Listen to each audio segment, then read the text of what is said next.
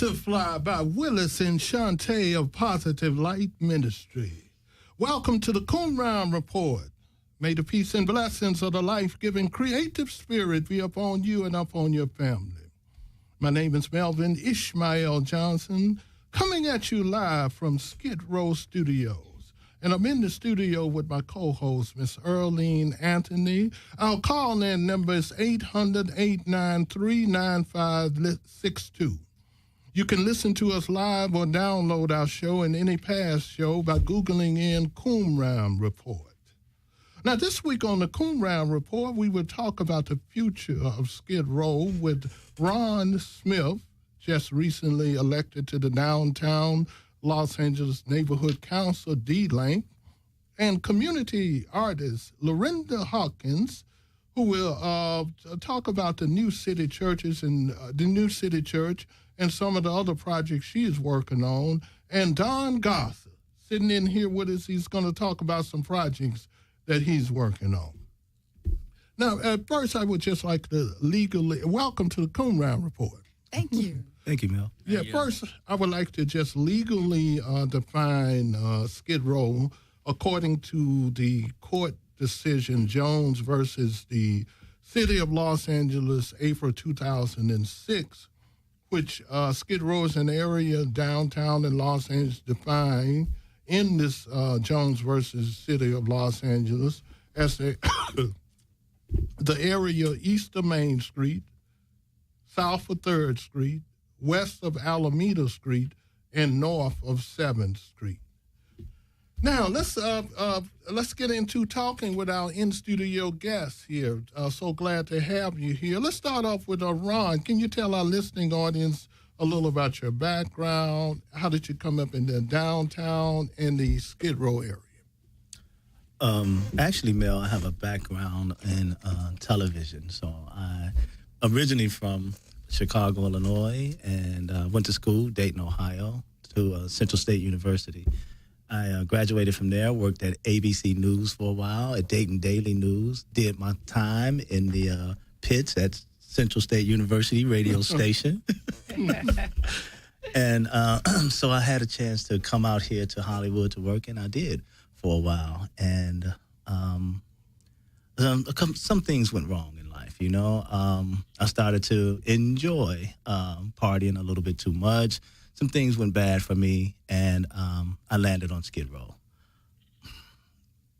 I say things went bad for me, but it actually became a blessing because Skid Row actually became a neighborhood that I fell in love with. You know, I've met great people here. I met my fiance here, actually as a part of your drama stage Qumran. We were both working for you at the time. Working with you, yeah. So yeah, that's how I got to be on Skid Row. And how about you, Lorinda? Well, I am a domestic violence survivor, and basically that relationship, I'd like to say, brought me to Skid Row because there were custody battles, visitation battles, and as a result, money was gone. Money was gone, and I ended up on Skid Row. And like Ron said, I mean, it became a blessing. At first, though, I mean, I could not deny, excuse me, the feeling of depression and oppression, and just, it was around 2007, and it was a lot worse. But then you meet people that have these hearts and these spirits, and I've met the most beautiful people I've ever met in Skid Row, and I've fallen in love with Skid Row community. And even though I'm not currently in Skid Row, I'm just a little bit near Main Street, I still have ties and connection to the Skid Row community. Okay. And Don, I know you're a military veteran also. How about you? When was the first time you came down in the downtown area? It was back down in 1999. I came to LA to seek see a specialist in Tarzana Regional Medical Center that was working He's a neurologist that was helping me work with some neurological deficits I was dealing with, and I was living with friends. That didn't work out. As soon as oxygen started, I figured I ran into someone that lived there in Skidrow at the Golden West Hotel. Said there was an opening there, and I got in there. I had SRO Housing, and I was there about 11 years. SRO Housing Corporation. Mm-hmm. Okay. All right, let's jump right into our subject. We want to talk about the Skid Row area, the future of Skid Row, as you see it. What do you see as some of the main problems in Skid Row? Let's start off with you, Ron. Well, when I thought about running for council, that was one of the things that I talked about, Lorinda and I. And I had definite ideas of what I thought was one of the main problems. Of course, homelessness. Mm-hmm. And we identified a few: homelessness, of course, lack of education, affordable housing, jobs. And Lorinda is really a proponent for equal opportunity housing. So as opposed to just single room occupancy, we think that families should be housed too. We think it's important for women with children, women and men with spouses, you know. Mm-hmm. We think that's an important problem here, too. Mm-hmm. Now, how did that develop? You know, the SROs that were just geared towards males, mostly men.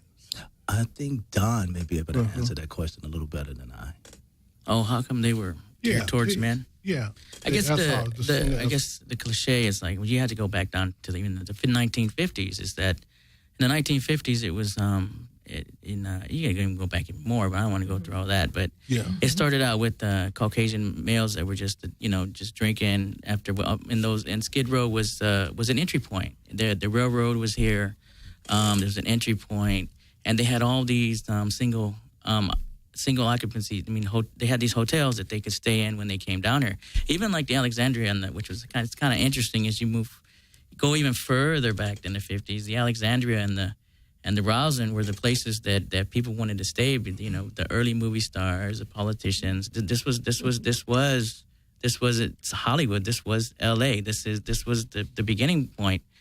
But as what happened was, the stereotype had always been that it was the men that need the services, not the women, not the kids. And as you moved into the 60s, when you moved into the policies to help the mentally ill by closing down the state hospitals and supposedly creating what they called the community mental health centers that never really happened.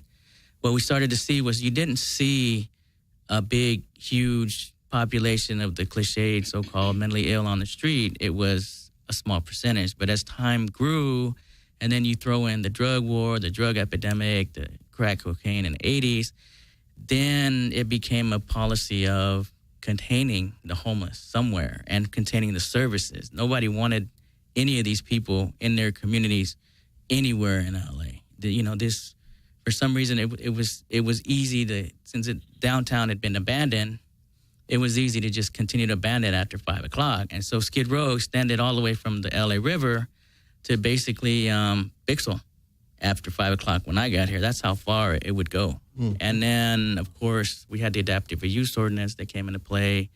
There was a lot of players that wanted to take over the large hotels, even in the historic core, including SRO Housing Corporation. I remember when I first got here in '99, they went through the USEB, and what they wanted to do was, they were doing a nuisance abatement on all the large hotels, and they wanted them. But then the adaptive reuse ordinance came into place for the empty office buildings. Mm-hmm. And then these people that were converting these office buildings into lofts and condos are like, well, hold on a second now. This is we can't put those people, just half a block away from me. Let's rethink this thing. And it's a lot of battles. And like you said, for the most part, it's been nothing but the services have been geared towards the men. And I got a chance to see and watch how the women were treated in Skid Row for a long, long time, and it wasn't a pretty picture. Well, let me ask you this question. How you think that they could fix this problem, especially SRO, Anita Nelson, in terms of making something similar for females and families, especially families? Well, like Don articulated so well, that, it was predominantly male community, so the services were for male, like even the missions and what have you. But then the face of homelessness started changing, and it became more females and more children that were displaced. And a lot of times it's economy, it can be domestic violence situations, recession, what have you.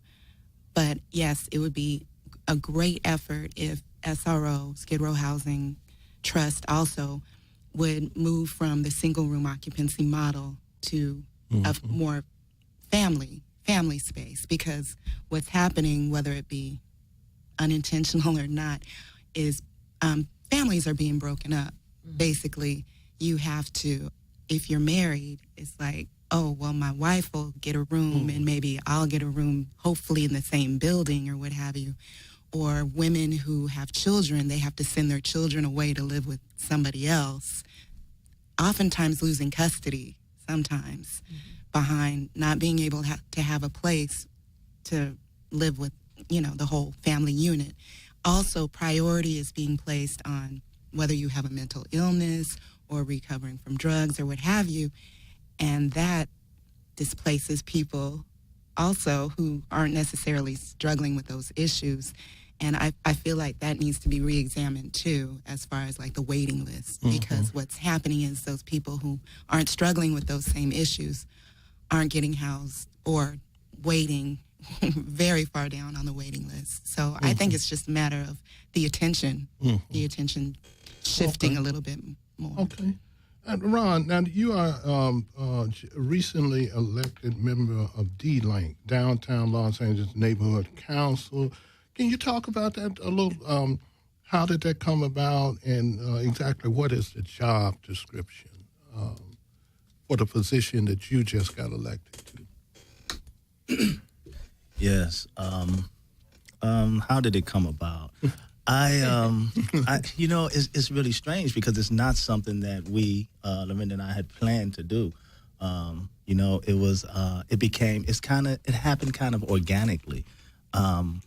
I started working in this neighborhood. I started with the Union Rescue Mission. I worked in their men's ministry department for a while, for actually more than 3 years. So I began to become really involved in people's lives, people who were transient in the mission system.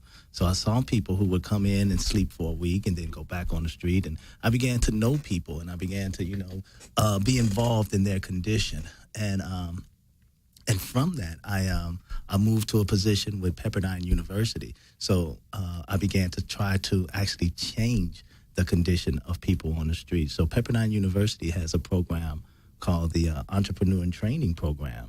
And they actually, for 26 weeks, take people, men and women from Skidrow, take them out to Malibu, and train them in how to run their own business. And so I became the sort of the on-the-ground coordinator for that program. So I would interview the people, find out who was interested, and just try to, make sure the program ran well. And that was really cool. So I began to get more involved in people's lives, and through some ministry work that I was doing with several churches, especially New City Church. I began the New City Church program of homeless outreach and placement. So, and it just kept continuing until finally my job with SRO really got me involved in, seeing people transition from the streets to housing, and then just be there. And I started to think that, there has to be a little bit more for this neighborhood. There has to be more focus on education, a part of, what I was doing before. There has to be a better focus or more focus on job-specific training. And I just thought that the best way to affect some of the changes that I would like to affect, and some of the institute some of the programs that Lorinda and I have talked about, that my pastor and I have talked about, the best way to affect those changes was from working within the system. And so that meant that I needed to be a part of the board. And I know for a long time the two presidents of Neighborhood Council, Russell Brown and then Patty Berman, always try to figure out some kind of way to help empower the Skid Row residents. Can you talk about what's the status of that now? What's happening with the Skid Row portion of D-Lane? Well, that's really interesting because, again, one of the reasons why I decided to run for this office was because I was a part of the Affordable Housing Committee, and I thought that some of the efforts that were being made in Skid Row were lacking. And so I thought that maybe a better point person could help direct some of the efforts of the board. So I can't speak to what their plans are, you know, but I can tell you what my plans are. Okay. Don, you want to say anything on that about D-Link and I don't know. what's happening? I was one of the original people that actually was a part of the forming of the Downtown Los Angeles Neighborhood Council way back in 2001. I had a little meeting on the street with James Hahn, and he was running for office again, and he came out of the police station. And I went up to him and I asked him, I said, so what are you going to be doing about Skid Row? And he looked at me and he said, well, we've put millions, $20 million into Skid Row, and I think it's time that you guys take personal responsibility for your part of what you need to do. At first, that kind of ticked me off, but at the same time, that made sense. I said, here was our opportunity. We got a neighborhood council forming. We can begin to facilitate an arena for the residents in Skid Row and the social service the service providers and others that are stakeholders within Skid Row to begin to form, especially the residents, to form their own voice and have their own autonomy. Because most of the social service providers at the time, every one of them, if you saw any of their propaganda, it was all about, well, they're hopeless and they're helpless, and we can only speak for them. They can't speak for themselves.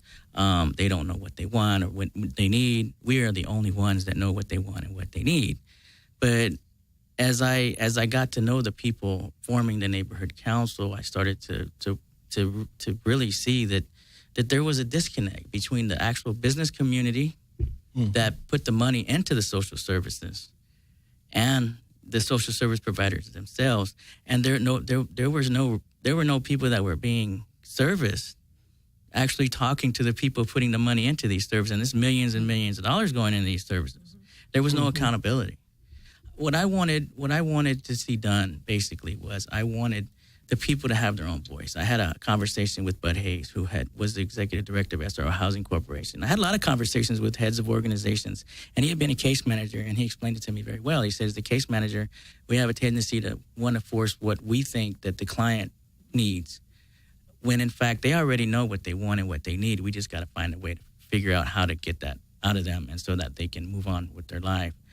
But the neighborhood council for me, especially when we formed the Skid Row resident seat, and the homeless seat. There were two seats that were actually created. No other neighborhood council, no other state chartered or city chartered, because the neighborhood council comes under the state charter of the city of LA. It was, and then the neighborhood council system was put into the city charter. So what happens is these are actual official government officials. These are not, just going to vote on somebody to become some representative. There's accountability there. But what I wanted to see with the resident seat was this. I wanted to see some accountability for the services providers, but at the same time, instead of just holding them accountable, also showing that the business communities and the people that are trying to solve these problems, that as residents, we can reasonably come up behind and say, look, okay, yeah, we know that these service providers are asking for lots of money. But at the same time, and you guys hear it over and over again, give us this, give us that, we don't see any results. But if we know that this provider is providing this service, or let's say there's a service that is needed, then we can come up as residents, as voters that vote in that district and say, look, hold on a second now. Yeah, this is what's needed. This is what we want. We want clean streets. We want the street sweepers down here 3 times a day. We want, we want more housing. We want housing outside of Skid Row. We want you to understand that there are people that, like Ron is talking about. These are the issues that came along. The people that don't have drug and alcohol problems. Why are they still on the street? Why are they not being serviced? The women. Why are they out on the street? Why aren't they inside? You know, why do they have to depend on selling themselves to get inside off the street when it's raining? You know. Okay. Now, but okay, let me ask this then, because I want to go around. What do you see? What do you think are some of the causes of the increase of homelessness in the Skidrow area recently? Because, you know, at one time, L.A. is known as the homeless capital of the United States. Any given time, 80 to 100,000 people in the county of Los Angeles sleep on the streets. Right. And recently, you know I've observed myself an increase in the amount of tents that I see on the street. What do you think are some of the causes of this? Could I? Yes.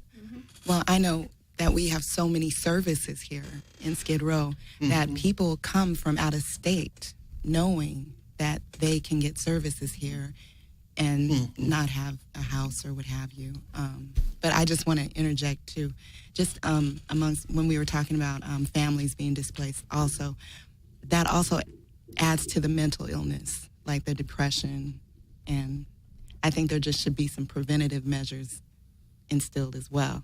But yeah, you said an increase. And I thought that was interesting because there was a play that was done just recently called Love on San Pedro, and it was, a lot of the actors were community residents from Skid Row, and it just struck me how many of them, you know, came from out of state, and that was juxtaposed against the people who are from here, from California, you know, complaining about the services, complaining about the rules, but then the people from out of state were actually, you know, praising them, saying, wow, you know, in Alabama, wherever I was from, they didn't have anything, you know, but here they have the services if you care enough to really keep looking. And because I do know there are some people who just rather not use the services. They rather just sleep on the street. And, you know, that's their right now. So. Okay. Again, and we've had this discussion before, and I'm at a loss here because I don't have any hard numbers in front of me. But from my observation, I look at companies like my own company, SRO Housing Corporation and Skidrow Housing Trust, and I see the number of new buildings that we've built over the last few years. We've probably close to doubled our capacity for housing homeless people, and I've seen a decrease in homelessness on the streets, and I think the methods that we're using now are effective. I think they need to be stepped up. There's still more work to be done, but I think we're getting a handle on it, and I think we can move forward from here. I think it's a problem that there'll never be an easy or complete solution to, because a lot of homelessness stems from life choice as opposed to circumstantial.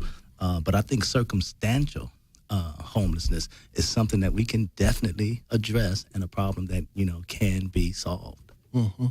Now, I think we talked about it earlier. We can go all the way back to when President Eisenhower was president, right? Long time ago. But when he was leaving office, he warned the United States about the creation of the military-industrial complex, where it would take on a life of its own, become a bureaucracy. And we saw that come about. And then people like Michelle Alexander, in her book, she talked about the prison industrial complex.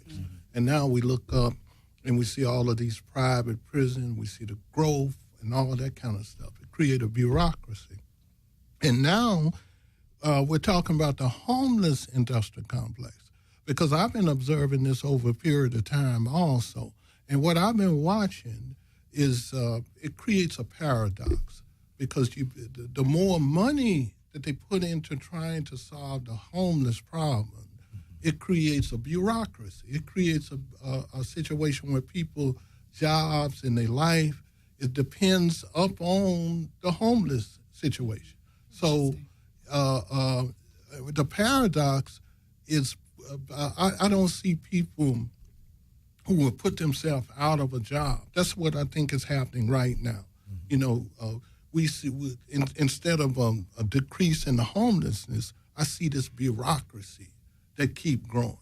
And I think until we become creative enough to deal with that, because you got people like Home for Good, a lot of the organization that pours millions and millions of dollars just into the Skidrow area trying to solve the homeless problem. And it creates jobs for people who is somehow connected to that. See, and so I think in the second part of our show, we're going to talk about some possible solutions to that. Mm-hmm.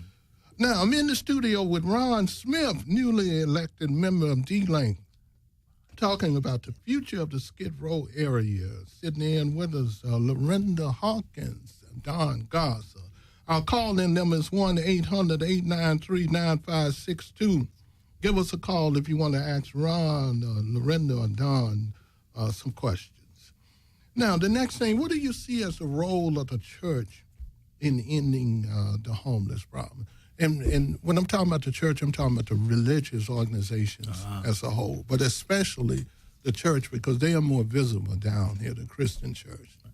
Well, before we go into the church, I'd like to talk a little bit about a Christian organization called the Union Rescue Mission. Okay. We were just speaking about how homelessness starts, what causes more people to be homeless.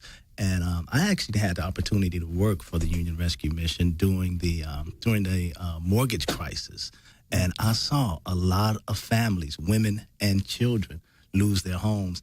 And I saw something really incredible, man. I saw Andy Bell, the head of the Union Rescue Mission, decide and make a pledge that he would not turn away any family. And it never happened. If a family came, and I mean, we had people sleeping on floors, hanging from the rafters. The place was completely packed. But here was a Christian man who made a firm decision to make a stand against homelessness or against people being directly on the street. And he made a difference. Now, and through counseling, placement, and everything else, the place is emptied again. Well, not emptied, but it's not bursting at the seams. But during that time of crisis, man, Christian organizations, that Christian organization in particular,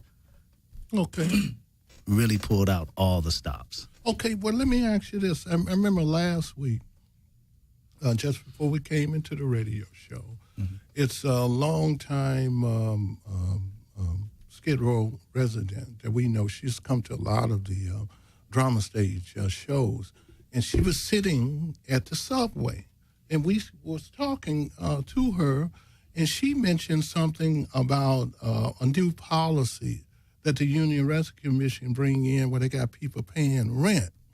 And that really bothered me, because I feel that I'm just totally 200% against that. The organizations like the Midnight Mission, the Wine Guard, Los Angeles Mission, any of them that depends upon the community and organizations for support.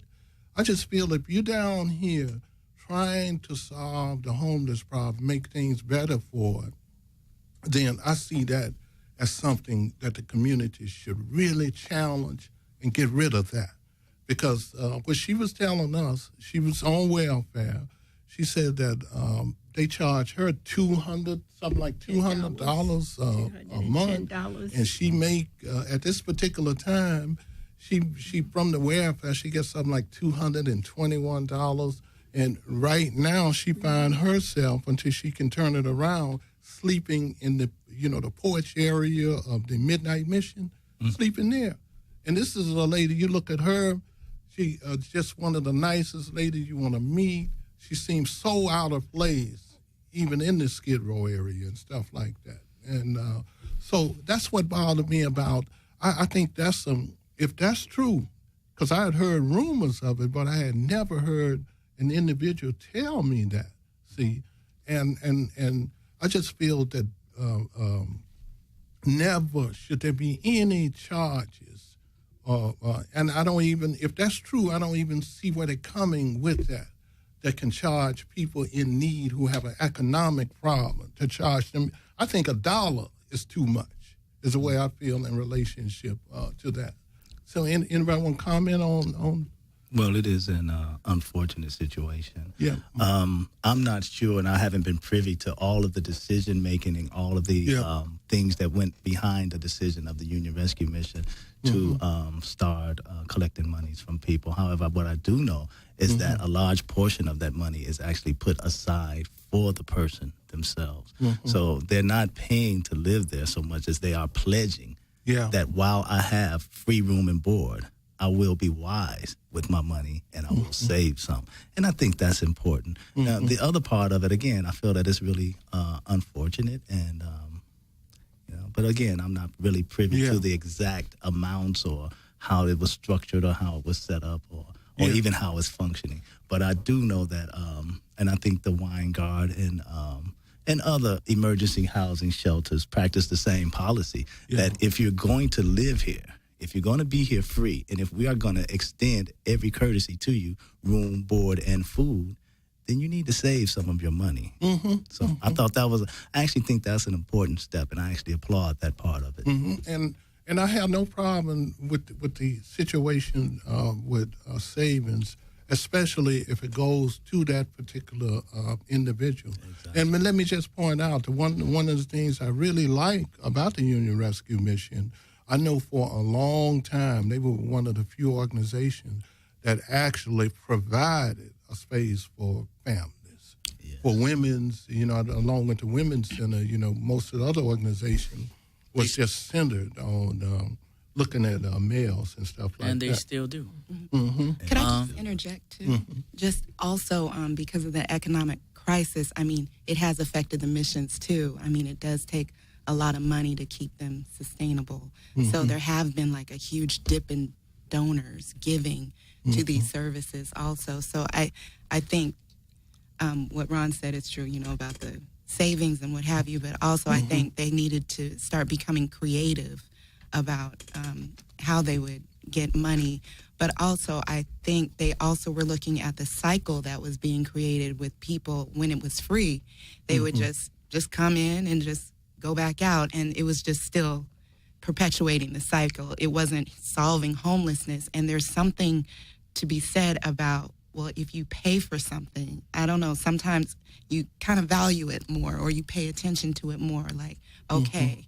And I think, I'm not privy to it. I'm not on the board. I'm not working for these services. But there's something about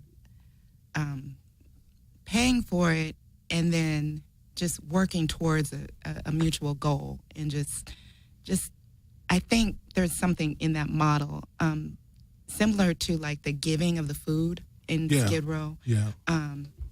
There are a lot of places you can go to get a meal, but when it's just given to you all the time, it just kind of makes you feel like, well, there's no reason to go anywhere else. It's like, I'm living on the street. Okay, you're going to bring me my food. Okay, you're going to bring this to me. I don't have a motivation to do anything else. So I'm just speaking upon the motivation. Part of it. And that's and that's where I wanted to make sure I had my 2 cents in here. I know I think for me, from watching and dealing with the executive directors of these missions, because I got them on speed dial. I can go to them anytime I want. And just to do, I will do a shout out for Andy. I know that you're on a different wavelength when you lived in Skid Row and you're living downtown. You can spot a family that's down there for the first time looking for a place to stay. But the policy is that any of these social service providers that are not, if they receive any type of county funding, are supposed to turn the kids away, the children away. There's been times where I'm walking down the street. I just walked out my building one time and I saw this young man. He looked like a father. He was going from hotel to hotel looking for a place to stay. He'd come back from one of the social service providers. I'm not going to mention any names. And I was able to call Andy. He had a small baby in a crib with his wife. They've got their suitcases with them. Andy said, "Hey, security's going to be there. Bring him down before the sun goes down. The door is open." You got to have somebody like that at one of these missions saying things like that, protecting the weakest of the weak. And that's where the other part I want to talk about as well. Skid Row is comprised of 2 types of people. And I think the world is comprised of those two types of people, the weaker and the stronger. And the strong have a tendency to outshout and outdo the weaker, the sickest. I'm one of those. I have a neurological illness. I was on oxygen. And of course, every time I opened my mouth, I was speaking for myself because you depend totally and completely. You don't want to believe it, but you depend totally and completely on these social service providers. You'd like to leave. You'd like to do, you'd like to be like everybody else. You want to be, normal like everybody else. You're even, for myself, I don't use drugs. I don't drink. I don't do any of that. And so as my neurological nervous system is deteriorating, I'm watching all the people around me actually putting these things into their bodies and actually destroying their bodies on their own. But at the same time, you learn how the nervous system works. So it tends to become not some people. It's not a lifestyle choice. It becomes an issue of keeping the people alive long enough to the point where they reach the point of clarity so that they can help themselves. Mm-hmm. And to be able to reach that help because that's how they do it. And that's that is the issue of Skidrow, the prey versus the predators. And we have to realize that. We have to be able to say, yes, there are people in Skidrow that, they have to live there. There's no housing anywhere else. You're thrown there. You have a heart attack. You lose all your money. They're not going to let you live in Beverly Hills. You can't afford to live in Beverly Hills. You've lost your life savings. Now you're able to get get into what we call project-based Section 8, which would be SRO, Skidrow Housing Trust, and now you're inside, right? But now you're competing against people that, if, they're in there because of drug and alcohol problems. So now there's more money for that. And then it goes on from there. But the point being is that we need people to be able to speak up for the weakest, for the sickest. The strongest, they won't be able to leave. And then they're left there again, trying to find a way to speak for themselves. I know Ron is going to start pushing, or he has already been pushing educational and other things, and Lorinda too. This is just a big prayer that's been answered in my life, just knowing that these people are going to be doing this. But remember that I was howling at the moon. I'm stuck in my room on oxygen, and I'm like, okay, you're just going to put me in housing. Why can't you find a way to provide me some sort of education that I can do within my abilities or within my disabilities? Don't just throw me in a corner somewhere and forget all about me and then go home at night and think everything's okay. Mm-hmm. Because what happens if I do wind up building an application that makes me $1 million? I could give it back. I could help the other weakest in society. Well, okay, but let me bring it around to a point where we start talking about these religious organizations. Now, I see the Christian organizations who are definitely visible in Skidrow.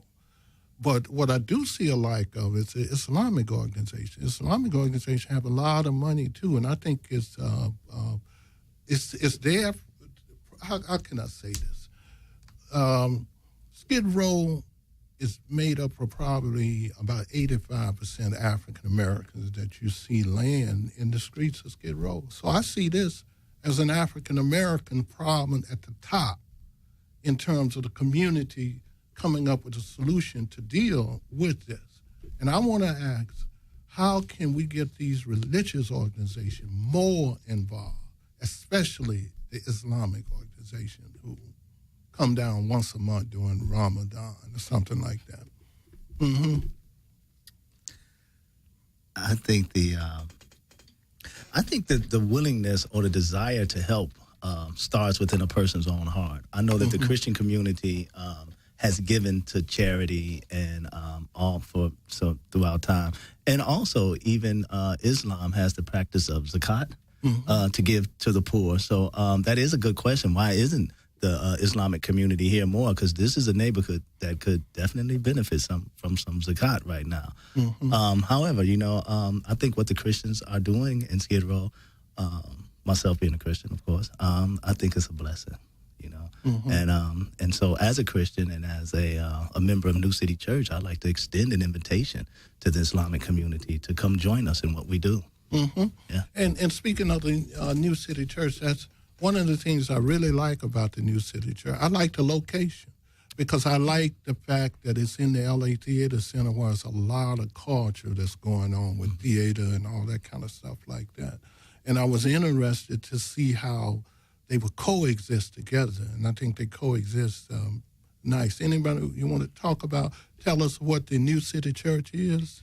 Well, what I like about New City Church, well, it's a multicultural, multi-socioeconomic place where we're lovers of Jesus Christ. But also it's about us being different and diverse and being messy and broken and still coexisting, even in our church, where there are many churches where you'll see the same type of people, because you feel comfortable there. That's what I like about New City Church. It's definitely not comfortable. and it's okay, because then when we go out to places where it's not comfortable, it's okay. And I like how we really try to walk the talk. Pastor Ha has grow and serve groups. Mm-hmm. We used to have community/Bible study groups, and that's basically primarily all it was. But then he transitioned into, no, let's have grow and serve groups where you can grow together relationally, spiritually, but you need to do some type of service in your community. He didn't tell you what you had to do, but you needed to be purposeful with what you were doing. So there are certain groups that make a point to volunteer at Los Angeles Mission. There are certain groups that volunteer at Downtown Women's Center, cooking them breakfast, maybe once or twice a month or what have you. There's an urban garden group where they will pick a community garden and just serve, pull weeds, whatever you need us to do, we'll do it. We have open mic night for the community. What else? It's you name it. But what I'd like to see with more religious communities and groups is more of a love, because anybody can really serve. And I've, being in Skid Row and receiving, been on both sides, giving and receiving, have seen both sides, and I've seen the people who just come there, I'm serving, okay, bye. And you can feel that, it's like, ooh, because you can actually hurt somebody with that kind of serving. So I think what I'd like to see is more focused on relationship. Okay. Because you don't necessarily have to give me money. You don't have to necessarily give me food, but maybe just listen to me. That can go such a long way. Okay. Yeah. Let's take a short break for our community calendar, and then we're going to come back and talk about some possible solutions for what's happening in the Skid Row area. This is the community calendar for the month of May. This is just a reminder. Sunday, May 11th is Mother's Day. Some people have forgotten or gotten it mixed up, but this coming Sunday, May 11th, is just a reminder that it's Mother's Day. Tuesday, June the 3rd at 7 p.m., Drama Stage Qumran presents a performance of If the Shoe Fit, and the shoe is security housing units. These are voices from solitary confinement, and the play is written by Andy Griggs and Melvin Ishmael Johnson. In this performance, you will hear the stories of those who have been held in state-sanctioned torture. This is a free event, free parking, refreshments will be served. The location of the event is at the Vortex, 2341 East Olympic Boulevard, Los Angeles, California. The Vortex is located at the corner of Santa Fe and Olympic. For more information about this event, please contact dramastage1@yahoo.com or 213-479-1764. We're asking you to please save this date, Thursday, June 19th at 7 p.m. In celebration of Juneteenth, Drama Stage Qumran will do a stage reading of the 101 Club, and this play is written by Judith Bowman and Melvin Ishmael Johnson. The 101 Club recalled the Freeman Field Mutiny, a series of incidents at Freeman Army Airfield, a U.S. Army Air Force base near Seymour, Indiana in 1945, in which African American members of the 447th Bombardment Group attempted to exercise their rights as officers to use the base officers club. All are welcome to attend. The location of this event will be the Ford Theater, the Edison Plaza. The Ford is located at 2580 Cahuenga Boulevard, Los Angeles. And for more information, please contact Drama Stage 1 at yahoo.com or 213-479-1764. If you have a community event that you would like announced on our show, send the information to Drama Stage 1 at yahoo.com. Attention, Early Anthony. And a reminder, the call-in number for the show is 800-893-9562. Now back to our host. Okay, thank you, Miss Earlene Anthony. And we're back in the studio with our in-studio guest, D-Link member Ron Smith. We got community artist Lorinda Hawkins and Don Garza sitting in with us here. We're going to open up our round tables, a couple of subjects I would like to talk about, some possible solutions to what's happening in the downtown area.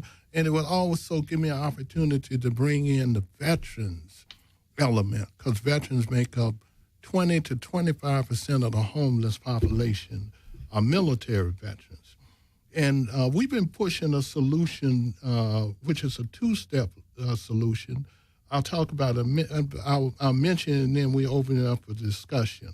Step one, make the homeless problem the homeless veterans problem.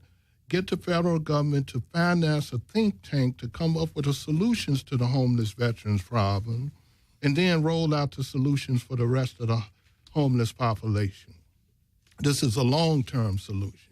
Short-term solution, get the community organizations, the churches, and other organizations to buy or rent some of the city-owned property throughout Los Angeles and began to program and move some of the Skidrow community members out of the Skidrow area and back into the community. We look at this as a short-term solution.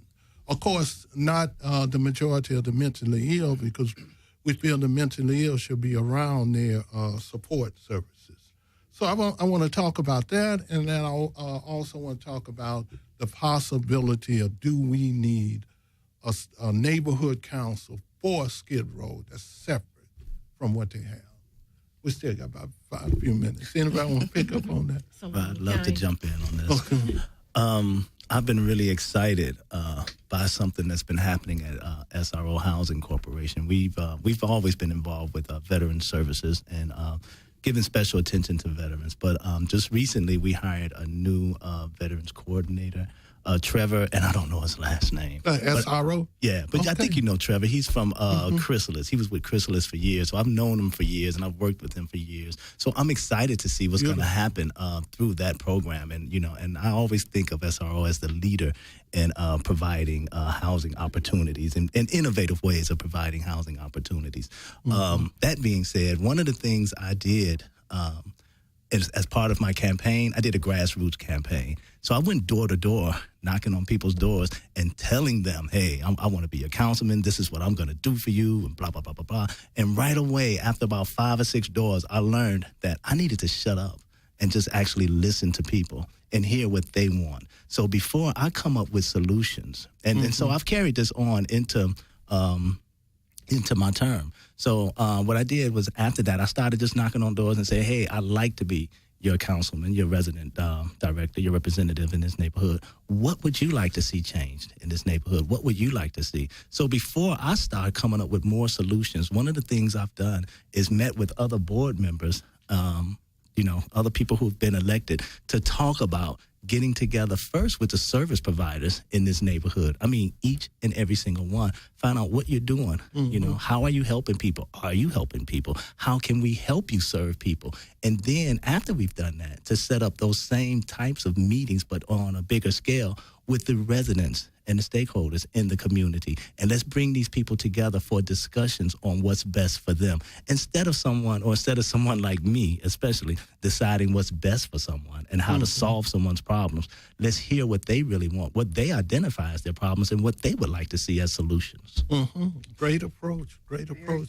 And just let me mention that Anita Nelson made the first donation to Drama Stage Qumran, our play Surviving the Nickel, and I would never forget that. Oh, that is so cool because I was actually a part of Surviving the Nickel a long time ago, Lorinda and I. So thank you, Anita and SRO. Yeah. That's my company. Okay. Now, what do you think? Do you think we need somewhere down the line, if things don't change in Skid Row, that we should begin to consider something separate from D-Link, a neighborhood council for Skid Row, to try to help empower the people there and let them make their own decisions and et cetera? One of Don loves this question. I want to hear his thing. The reason that I went with the larger neighborhood council, because this was talked about, and we almost got, when we went for certification, we almost were taken out of the larger Los Angeles, the downtown Los Angeles neighborhood council. And the Department of Neighborhood Empowerment at the time said, when we protested, we said we request, we don't want to be certified. They said, okay, we'll go ahead and certify you with Skid Row, but you have to. We'll have a sort of Damocles all over you, which is basically if they're not participating, then they can have their own neighborhood council. The reason I went with them is because the social service providers were the biggest voice at the time. And what happens is if you have the strongest, the most educated, the ones that know how to maneuver with politics and know how to maneuver with the money, they would eventually take over any kind of board, and the residents wouldn't have a voice. Okay.